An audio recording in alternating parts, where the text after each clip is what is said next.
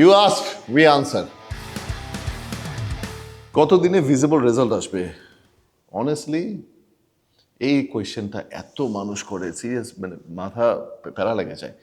It depends on you, honestly depends on you. এখন আপনি যদি 30%, আচ্ছা টেকনিক্যাল, আপনি যদি একটা ভালোই লাইক হাট্টা খাট্টা খাতে পিতে ফ্যামিলিতে থাকেন, তাহলে ভালোই টাইম লাগবে। বাট ইট অল ডিপেন্ডস আপনি কনসিস্টেন্সি, আপনি উইকলি কতদিন জিমে আসতেছেন, আপনি ডায়েট ফলো করতেছেন কিনা, আপনি কার্ডিও করতেছেন কিনা, আপনি ঠিকমতো স্পাতে রিকভারি করতেছেন কিনা, দ্যাট ডিপেন্ডস অন দ্যাট। আপনি যদি কনসিস্টেন্ট থাকেন, very quickly possible, very healthily possible.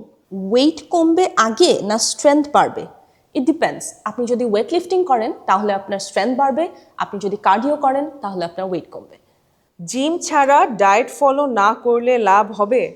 Well, আমি বলতে চাইছিলাম হবে, বাট ববি বলছে হবে না। ইংলিশে যেহেতু বলছে তাহলে ঠিকই বলছে। Well, to be honest, you need physical activities to have the best out of your diet plans. So yes, diet এবং ফিজিক্যাল অ্যাক্টিভিটিস বোথ লাগবে।